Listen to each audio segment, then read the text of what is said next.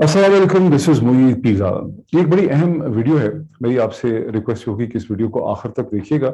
और ना सिर्फ देखिएगा बल्कि इसको अपने हल्का अहबाब में, अपने दोस्तों के साथ, लाइक माइंडेड लोगों के साथ, सियासतदानों के साथ, खास करके वकला के साथ और प्रोफेशनल जो आपके फ्रेंड्स हैं उनके साथ इस वीडियो को ज़रूर शेयर कीजिएगा। और जब आप ये वीडियो देखेंगे तो आपको एहसास हो जाएगा, आपको समझ आ जाएगी कि मैं ऐसा क्यों कह रहा हूँ। इसका ताल्लुक उस गुज़िश्ता 2 या 3 दिन की डिबेट से है जो उस वक़्त शुरू हुई, जब फैसलाबाद में पाकिस्तान तहरीक इंसाफ के चेयरमैन और फॉर्मर प्राइम मिनिस्टर पाकिस्तान जनाब इमरान खान और 150 पीटीआई के लीडरान के खिलाफ एक एफआईआर जो है दर्ज की गई ब्लास्फेमी के हवाले से, आर्टिकल 295 ए के तहत, जहां मुकद्दस मकामात की बेहुरमती करने का इल्ज़ाम जो है वो दर्ज है। उसका ताल्लुक उस नाजेबा वाक़े से है जो मस्जिद मदीना में उस वक़्त हुआ जब पाकिस्तान के प्राइम मिनिस्टर जनाब शहबाज शरीफ साहब और मोहतरमा मरियम औरंगज़ेब साहिबा और बलोच रहनुमा शाहज़ैन बुख्ती वहाँ पर थे, और वहाँ हुल्टरबाजी हुई, नारेबाजी हुई, और वहाँ पर हमें पता चलता है कि 5 या 6 कुछ इस तरह की गिरफ्तारियां भी सऊदी पुलिस ने की हैं। उस वाक़े के बाद ये एफआईआर जो हैं वो यहाँ पर दर्ज हुई। अब हम ये समझ सकते हैं कि इस वक्त जो पीएमएलएन हमारी हुक्मरान जमात है, पीएमएलएन लेड गवर्नमेंट है, उसमें खास करके पीएमएलएन की एक पॉलिटिकल रिक्वायरमेंट और ज़रूरत है कि इमरान खान साहब ने पंजाब की सियासत को अमेरिका और पाकिस्तान और हक और बातिल, राइट एंड रॉन्ग की जिस बैटल में कन्वर्ट कर दिया है, उससे चूंकि पीएमएलएन को नुकसान हो रहा है, इसलिए पीएमएलएन की कोशिश है कि वो एक काउंटर डिबेट वहाँ पे शुरू कर दें इस्लाम और मुर्तद की, और या वो कहें कि हम तो अच्छे मुसलमान हैं, दूसरे मुर्तद हैं, दूसरे इनफिडल हैं, वो रिस्पेक्ट नहीं करते इस्लामी रवायात की। इस किस्म की एक डिबेट जो है पंजाब में उसको शुरू करने की कोशिश की जा रही है। और आप देख रहे हैं कि हुकूमती जो मीडिया है, हुकूमत से अलाइन मीडिया है, हुकूमती जो अहलकार हैं, जो की पॉलिटिशियंस हैं, वो इस पूरी डिबेट को आगे बढ़ाने के अंदर, जैसा कि पाकिस्तान के लॉ मिनिस्टर और पाकिस्तान के इंटीरियर मिनिस्टर ने इस हवाले से प्रेस कॉन्फ्रेंस भी की, तो इसको आगे बढ़ाने की बहुत ज्यादा कोशिश जो है वो की जा रही है। ये आप समझ सकते हैं। ये भी मेरे सुनने में आया है, बात गैर मुसद्दिका है, ये हो सकता है बात सही ना हो, लेकिन वाशिंगटन से मेरे सुनने में आया है कि हुक्मरान जमात ने कोई अमेरिकन कंसल्टेंट या लॉबिस्ट भी हायर किया है वाशिंगटन में ताल्लुकात को बढ़ाने के लिए। उसने एक मशवरा ये दिया है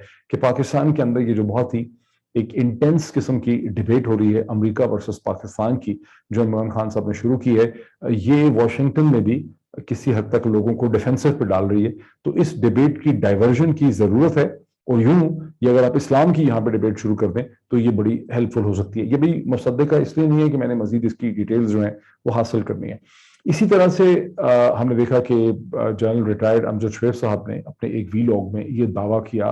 उन्होंने कि ये जो सारा ये जो हुल्टरबाजी हुई है मस्जिद नबी में, ये दर हकीकत साबिक एक्स प्रेसिडेंट आसिफ अली जरदारी साहब ने, जो इस वक्त हुकूमत का हिस्सा भी हैं, ये उनकी बेसिक एक ब्रेन वेव थी। वो चाहते थे कि इस तरह का एक मसला जो है वो खड़ा किया जाए ताकि पंजाब की सियासत को इश्ताल दिया जाए। लेकिन इस वक्त तो हम देख रहे हैं कि इसको पीपल्स पार्टी आगे पुश नहीं कर रही है, वो इस पर खामोश हैं, और इससे पीएमएलएन के सियासतदान जो है वो इस डिबेट को आगे बढ़ा रहे हैं, इसको पुश कर रहे हैं। मैं आपके सामने कुछ ये समझाना चाहता हूँ कि ब्लास्फेमी लॉज जो है पाकिस्तान में 295 ABC वो थे तो किसी न किसी फॉर्म में पहले भी, लेकिन 1990 के बाद जब इनमें ज्यादा, पहले जनरल ज़ियाउल हक के ज़माने में इनमें ज़्यादा शिद्दत पैदा की गई, इनको रीडिफाइन किया गया, दोबारा से लिखा गया, इनको सख्त बनाया गया, और उनकी चूंकि वो निज़ाम मुस्तफ़ा के ज़रिए हुकूमत करने की कोशिश कर रहे थे और रिलीजियस लॉबी जो है उनके साथ खड़ी थी। और उसके बाद फिर 90 में जब नवाज शरीफ साहब की हुकूमत थी, उस वक्त इसके अंदर डेथ पेनल्टी की भी एडिशन हो गई, और उसके बाद से ये कवानीन जो हैं इन्होंने पाकिस्तान के सियासी और समाजी जो ढांचा है उसके अंदर these laws have played havoc. बहुत पहले 2005 में जब मैंने बरतानिया में अपने टेलीविजन प्रोग्राम का आगाज किया तो काजी हुसैन अहमद मरहूम जो हैं काजी साहब जो थे वो उस वक्त अमीर जमात इस्लामी होते थे। मैंने उनको एक प्रोग्राम में लिया, उस वक्त भी कुछ किस्म का मसला हुआ था जिसमें किसी को ब्लास्फेमी में लिंच किया गया था, मार डाला गया था, कोई केस चल रहा था। मैंने उनसे पूछा कि पाकिस्तान में तो 97-98% लोग मुसलमान हैं, वहाँ पर अल्लाह और रसूल के खिलाफ बात करने का कोई तस्वर ही नहीं है, तो इन कवानीन की पाकिस्तान को क्या जरूरत है, जबकि बाकी जो मुस्लिम ममालिक हैं वहां पर इस किस्म के कवानीन जो है वो नहीं है। काजी साहब ने उस वक्त उसका इस्तदलाल ये दिया था टीवी प्रोग्राम में कि ऐसे कवानीन की इसलिए जरूरत है कि मुसलमानों के जज्बात जो है वो तैश में आ जाते हैं, लॉ एंड ऑर्डर की सिचुएशन पैदा हो जाती है, और अगर ऐसे कवानीन होंगे तो फिर लोग कानून को और लॉ एंड ऑर्डर को अपने हाथ में नहीं लेंगे और अदालतों के जरिए जो है इन चीजों का फैसला होगा। لیکن اب جب ہم تاریخی پس منظر پہ نظر بڑھاتے ہیں گزشتہ 30 برس میں، تو ہم دیکھتے ہیں کہ جب سے یہ قوانین بنے ہیں اس کے بعد مذہبی شدت پسندی کے اندر اور لوگوں کو لنچ کرنا، مار ڈالنا، الزام لگا کے سڑک کے اوپر ہجوم کی شکل میں یا جیل کے اندر، اس واقعات کی انٹینسٹی اور اس کی فریکوینسی میں بے تحاشا اضافہ ہوا ہے۔ جب یہ قوانین نہیں تھے، اگر آپ اس کے پیچھے کا ٹائم پیریڈ دیکھ لیں، 1947 سے لے کے 1973 تک یا 1980 تک دیکھ لیں، تو آپ کو خواہ ہی کوئی ایسا واقعہ جو ہے پاکستان کی تاریخ میں ملے گا۔ لیکن اس کے بعد آپ نے دیکھا کہ سینکڑوں واقعات ہوئے ہیں، اور ان قوانین کو استعمال کیا گیا جب سے یہ بنے ہیں۔ پاکستان کی جو مائنورٹیز ہیں، کرسچن مائنورٹی ہے، ہندو مائنورٹی ہے، احمدیہ قادیانی فرقہ ہے، ان سب کو اس میں ٹارگٹ کیا گیا، لیکن سب سے زیادہ اس کا نشانہ بنے ہیں مسلمان۔ اور جو پولیس کی انویسٹیگیشنز اور رپورٹس ہمارے سامنے آتی رہی ہیں، جس کے بارے میں لکھا بھی گیا ہے، اس سے یہ بھی پتہ چلتا ہے کہ ان موسٹ انسٹینسز کوئی ایکچوئل بلاسفیمی کا ایشو نہیں ہوتا، بلاسفیمی کمٹ نہیں ہوئی ہوتی، اور لوگ اپنے ذاتی بدلے لینے کے لیے، ذاتی مقاصد کی خاطر، ایک دوسرے سے بدلہ لینے کے لیے، انہیں نقصان پہنچانے کے لیے، اس حد تک کہ میاں بیوی نے، یہ بیویوں نے اپنے خاوندوں کے خلاف اسے استعمال کیا ہے کہ میرے خاوند نے خدا نخواستہ قرآن کریم کو آگ لگا دی ہے، یہ اس کی بے ہمتی کی ہے۔ وہ کراؤڈ نہ آؤ دیکھتا ہے نہ تاؤ دیکھتا ہے، وہ پکڑ کے ایک آدمی کو لنچ کر دیتے ہیں، اسے مار ڈالتے ہیں، جلا ڈالتے ہیں، سڑکوں پہ گھسیٹتے ہیں۔ چند مہینے پہلے شری لنکن جو فیکٹری مینیجر تھا، برانڈ مینیجر تھا سیالکوٹ میں ڈسکا کے قریب، وہاں پریانتھا کمارا کو جس طرح سے الزام لگایا گیا، جس طرح سے زد و کوب کیا گیا، اس کی لاش کو گھسیٹا گیا، اس کے بعد اس کو آگ لگا دی، اس نے اہل پاکستان کو دنیا بھر کے سامنے شرمسار کیا، اور ہمارے بزنس اور ایکسپورٹ اور ہماری بزنس کمیونٹی کے لیے بڑے سیریس چیلنجز جو ہیں وہ کھڑے کیے، ہمارے خارجہ تعلقات کے لیے بھی سیریس چیلنجز جو ہیں وہ کھڑے کیے۔ ان سب چیزوں سے پتہ چلتا ہے کہ یہ جو لاز ہیں، انہوں نے ایک ایسے جذبات اور ایسے ہیجان کو پیدا کیا ہے، ایک ایسی سینٹیمنٹیلٹی کو پیدا کیا ہے، جس کے نتیجے میں لوگ جو ہیں وہ وائلنٹ ہو جاتے ہیں، وائلنس ہوتی ہے، پھر مار پیٹ ہوتی ہے، جرم ہوتا ہے، اور یہ اس کا ایک سارا بیک گراؤنڈ ہے جسے سمجھنا بہت جو ہے وہ ضروری۔ اب جو ہم دیکھتے ہیں، اور ماضی میں اس میں یہ صرف کوئی عام آدمی ہی اس کے راستے میں زد میں نہیں آئے، بلکہ ہم نے دیکھا کہ آہستہ آہستہ سیاستدان بھی اس کی زد میں آئے۔ 2011 میں پنجاب کے اس وقت کے گورنر جناب سلمان تاثیر صاحب پہ الزام لگایا گیا۔ سلمان تاثیر صاحب کو جس طرح سے مارا گیا، ہلاک کیا گیا، وہ بھی ہمارے سامنے ہے۔ پھر کرسچن مائنورٹی منسٹر شہباز بھٹی تھے، ان کے ساتھ بھی یہی ہوا، چونکہ وہ اس کے اوپر پوزیشن لیتے تھے بار بار، ان کو بھی دھمکیاں تھیں، ان کے ساتھ بھی یہی ہوا۔ پھر اس کے بعد ہم نے دیکھا کہ اس کا ایمبیٹ بہت بڑھ گیا، اور پاکستان کے جو سب سے بڑا ٹیلی ویژن اور میڈیا گروپ ہے جنگ جیو نیوز، اس کے جو مالک ہیں میر شکیل الرحمان، جس کا دور پار سے تعلق نہیں تھا ایک چیز کے، ان کو ٹارگٹ کیا گیا، ان کے خلاف کیسز پورے پاکستان میں درج کرا دیے گئے کہ یہاں براڈ کاسٹ ہوئی ہے۔ حالانکہ تعلق یہ تھا کہ ایک مارننگ شو ہوسٹ جو تھیں شائستہ واحدی، ان کے پروگرام میں کوئی ایسی چیز ہوئی جو نادانستہ طور پہ ہوئی، اور اس کے بیسس پہ شائستہ واحدی، ان کی ٹیم، اور پھر اس کے بعد میر شکیل الرحمان اور بہت سے اور لوگ جو تھے، ان کے خلاف اس قسم کے کیسز جو ہیں وہ درج کیے گئے، جن کو ختم کراتے کرتے بڑے سال جو ہیں وہ گزر گئے۔ اس طرح سے اور بھی بہت سے کی پبلک فگرز جو ہیں، جس میں خود رانا ثناء اللہ صاحب جو پاکستان کے انٹیریئر منسٹر ہیں، ان کے خلاف بھی میرا خیال ہے اس قسم کے کیسز جو ہیں درج ہوئے، اور بھی بہت سے پی ایم ایل این کے لیڈران کے خلاف اس قسم کے کیسز جو ہیں وہ درج ہوئے۔ جو موب فرینسی ہے، یہ جو لوگوں کی، یعنی اس میں یہ میٹر ہی نہیں کرتا کہ آپ، میں کل دیکھ رہا تھا کہ جو پریس کانفرنس کی جناب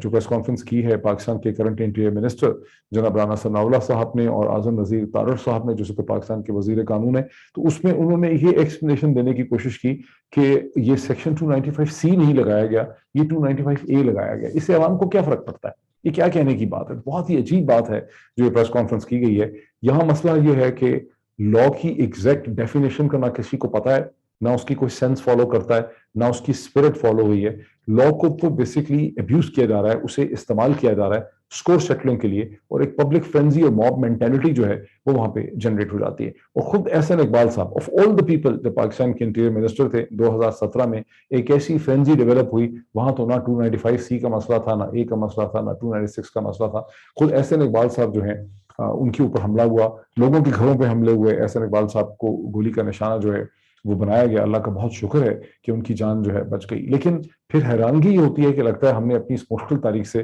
کچھ سیکھا نہیں۔ جب جو پریس کانفرنس کی رانا ثناء اللہ صاحب نے، اعظم نذیر تارڑ صاحب نے، اس پریس کانفرنس کے اندر جو آرگومنٹ دیا گیا، جو میں سمجھتا ہوں انتہائی ان انٹیلیجنٹ آرگومنٹ تھا، اس کو احسن اقبال صاحب نے بھی اپنے ٹویٹ کے اوپر ڈیفینڈ کیا. اور آپ اگر میرے ٹویٹر ہینڈل پہ جائیں گے تو میں نے اس وقت بھی سوال اٹھایا تھا کہ احسن صاحب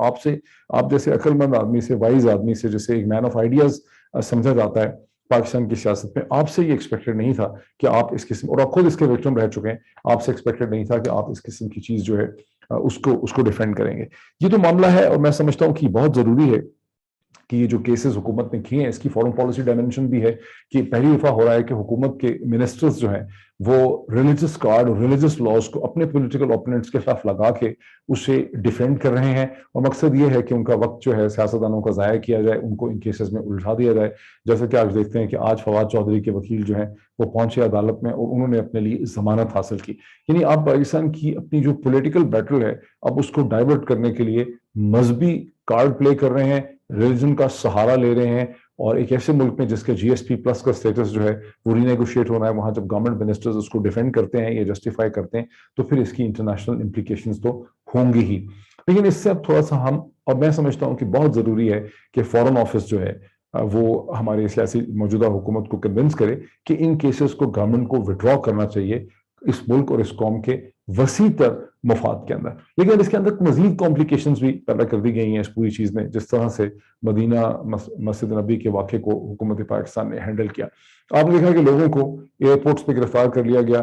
لوگوں کے خلاف مقدمے فیصلہ آباد میں درج کیے گئے ہیں فار این ایونٹ جو ہوا ہے مدینہ منورہ کے اندر سعودی عربیہ کی لیگل جورسڈکشن کے اندر, اور اس میں ایک قانون کو استعمال کیا گیا جس میں کہا گیا کہ پاکستان کے آئین اور پاکستان کے قانون کے اندر ایکسٹرا ٹیریٹوریل جورسڈکشن ہے. پاکستانی شہری دنیا کے کہیں پر بھی کوئی کام کرتے ہیں جو پاکستان کے قوانین کے خلاف ہے تو ان کے خلاف پاکستان میں جو ایف آئی آر ہے وہ درج کی جا سکتی ہے. یہ اپنی ایک اس وقت کی پولیٹیکل ایکسپیڈینسی میں اور ایک سیاسی اپنا چیلنج حل کرنے کے لیے, اپنی سہولت پیدا کرنے کے لیے, ایک اپنی سیاست کو آگے بڑھانے کے لیے تو اس کو استعمال کر لیا گیا ہے. لیکن میرا نہیں خیال کسی نے سوچا ہے کہ اس کی legal implications, long term consequences اس کے پاکستانیوں کے لیے دنیا بھر میں کیا ہوتے ہیں. پاکستان کا قانونی ڈھانچہ, کانسٹیٹیوشن, کرمنل جسٹس سسٹم انتہائی کمزور ہے. آپ اکثر فگر دیکھتے ہوں گے ٹویٹر کے اوپر دنیا کے کمزور ترین جو لیگل جورسڈکشنز ہیں, جس کے لیگل ڈھانچے کے اوپر نہ کوئی انٹرنل اعتماد ہے نہ دنیا میں کسی کو اعتماد ہے. پاکستانی عدالتوں کے, پاکستانی کواسائی جوڈیشل جو ٹریبونلز ہیں, پاکستانی جو کورٹس ہیں, ایون سپریم کورٹ ہے, ان کے فیصلوں کو دنیا میں کہیں پر بھی کوٹ نہیں کیا گیا, یہ کہیں پریسیڈنٹ نہیں بنے, انہیں کہیں پر بھی ایک لاجیکل ریزننگ جو ہے اس کے طور پہ ایکسیپٹ نہیں کیا گیا. سو مچ ہو کہ جب کہیں ان کو چیلنج ہوا ہے وہ پاکستان کے قوانین جو ہیں they have always got the beating. جیسے کہ آپ نے دیکھا کہ ریکو ڈک کے کیس میں, کارخے کے کیس میں پاکستانی جو لاز ہیں اور جو پاکستانی ڈیسیجن میکنگ ہے اس نے ہولڈ نہیں کیا the test of logic. تو یہ بڑی کمزور لیگل جورسڈکشن ہے جس کے بارے میں اعتماد نہیں پایا جاتا, اور اس کے بارے میں ایک عام تاثر یہ ہے جو مزید سے مزید ہوتا چلا جا رہا ہے کہ ہمارا تمام جو کرمنل جسٹس سسٹم اور عدالتی سسٹم جس کا حصہ ہے یہ پولیٹیکلی انفلوئنسڈ ہے. سو جو کوئی بھی پولیٹیکلی پاورفل ہوتا ہے پاکستان میں وہ اس پروسیس کو کنٹرول کر سکتا ہے, اسے انفلوئنس کر سکتا ہے. اب امپلیکیشنز کیا ہیں ایکسٹرا ٹیریٹوریل جورسڈکشن اپلائی کرنے کی؟ اس کا مطلب ہے کہ وہ پاکستانی جو کینیڈا میں, نارتھ امریکہ میں, یونائٹڈ اسٹیٹس میں رہتے ہیں, اس کی بے تحاشا اسٹیٹس میں رہتے ہیں, جو لوگ پاکستانی لاطینی امریکہ میں رہتے ہیں, جو پاکستانی انگلینڈ میں رہتے ہیں, یورپ میں رہتے ہیں, جرمنی میں, فرانس میں, ناروے میں, ڈنمارک میں, سویڈن میں, اٹلی میں, اسپین میں رہتے ہیں, جو پاکستانی نیوزی لینڈ اور آسٹریلیا کے اندر رہتے ہیں, یہ جو پاکستانی نارتھ افریقن کنٹریز کے اندر رہتے ہیں, یا ایون جو پاکستانی اس وقت یو اے میں, ابو دھابی میں, دبئی میں رہتے ہیں, آپ کو ان تمام مغربی ممالک کے قوانین بہت لبرلز ہیں. وہاں بہت سی چیزیں لیگلی پرمیسیبل ہیں جو پاکستان میں پرمیسیبل نہیں ہیں. وہاں لوگ بار میں جا سکتے ہیں, کسینوں میں جا سکتے ہیں, شراب پی سکتے ہیں, گرل فرینڈ رکھ سکتے ہیں, ایکسٹرا میرٹل ان کی ریلیشن شپ ہو سکتے ہیں, وہ کسی بینچ پہ بیٹھ کے کسی لڑکی کا ہاتھ پکڑ کے جو ہے بڑی افیکشنیٹ ریلیشن شپ ڈیولپ کر سکتے ہیں, وہ بیچ پہ واک کر سکتے ہیں. یہ وہ سب چیزیں ہیں جن کی پاکستان کے قوانین میں اجازت نہیں ہے. اس کے اوپر بڑے خطرناک قسم کے حدود کے آرڈیننسز بھی لگتے ہیں. پھر اس کی ابھی تو پاکستانی جو اب تو دبئی کے اندر بھی وہاں پر